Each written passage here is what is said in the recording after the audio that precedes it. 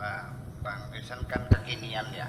Kita tarik ke abad ke-6 dan ke-7. Kita mulai bicara sejak abad ke-7 dan secara ringkas. Yang perlu kita ketahui bahwa Nabi Muhammad ini sejak dia kecil itu dia punya semangat membangun persaudaraan, sehingga dia selalu mendamaikan teman-teman yang sebaya itu ketika bertengkar didamaikan. Suami istri yang sedang mau bercerai juga diupayakan untuk berdamai kembali. Jadi begitulah kira-kira.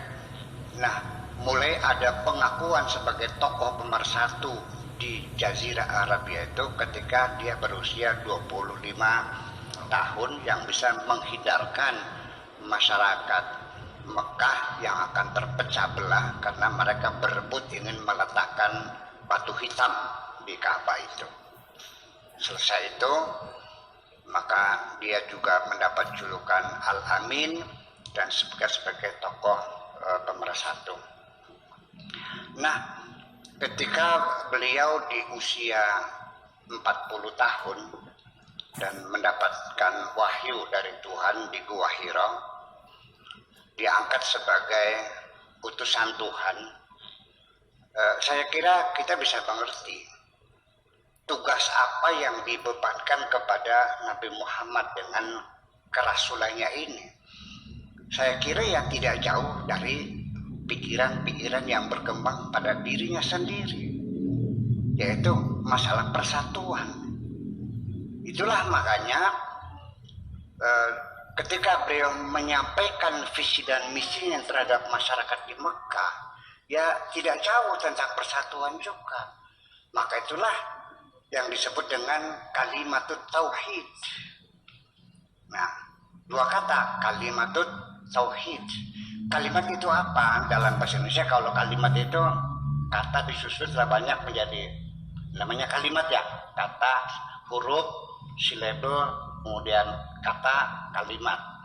Tetapi kalimat sendiri dalam bahasa Arab itu maknanya adalah visi. Ya, artinya suatu target dan tujuan yang strategis, yang apa yang perlu dicapai.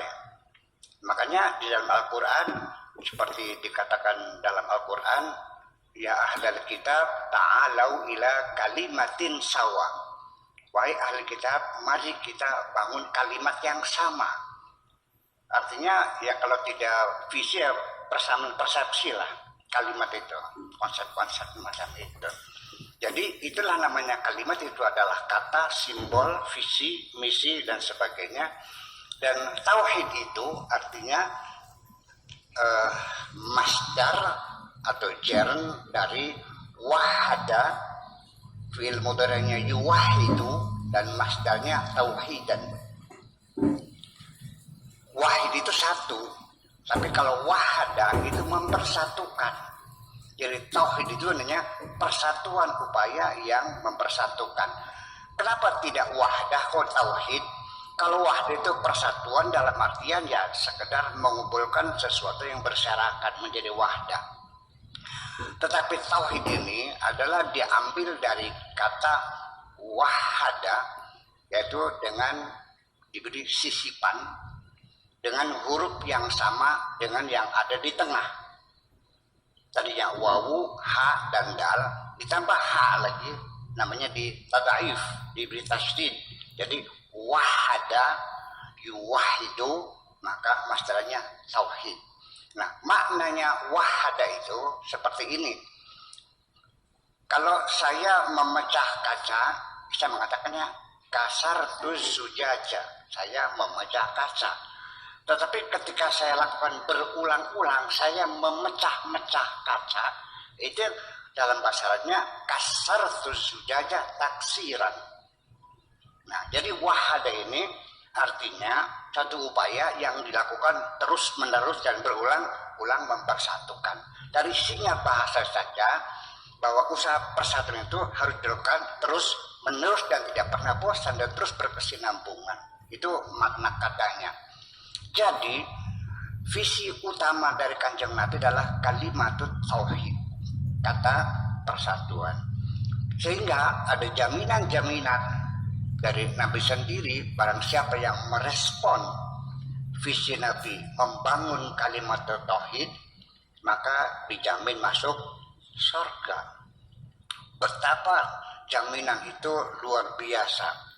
Akan tetapi mungkin kedangkalan orang-orang pada zaman itu secara sosiologis mungkin belum bisa memahami gagasan demokrasi, gagasan persatuan, gagasan kebangsaan, karena pada waktu itu masih terbatas pada kesuguhan-kesuguhan, maka dikiranya kalimat tauhid itu adalah ucapan la ilaha illallah.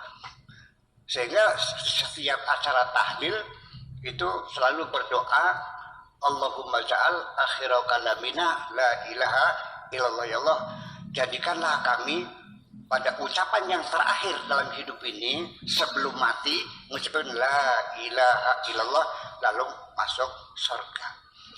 Dengan pikiran sederhana saja, mana mungkin surga dibayar dengan ucapan? Masa orang mau mengucap masuk surga? Karena diyakininya orang mengucapkan la ilaha illallah itu adalah tidak masuk surga. Nah, yang dimaksudkan merespon itu bukan mengucapkan, tetapi yang bergabung, yang mendukung, yang menyokong perjuangan Nabi membangun persatuan kemanusiaan. Artinya nombok, pasang balihonya, ikut beli apa namanya, bagi-bagi sembakonya dan sebagainya, nyumbang panah, nyumbang tombak, ya itu yang dijamin, bukan mengucapkannya. Nah ini ada distorsi saya kira dalam pemahaman kalimat tauhid, sehingga akhirnya seperti ini. Nah, adapun la ilaha illallah itu sesungguhnya kata syahadat saja, asyhadu alla ilaha illallah, itu diterjemahkan dalam bahasa Indonesia, aku bersaksi bahwa tidak ada Tuhan kecuali Allah. Yang ingin saya pertanyakan, sejak kapan Anda menyaksikan Tuhan?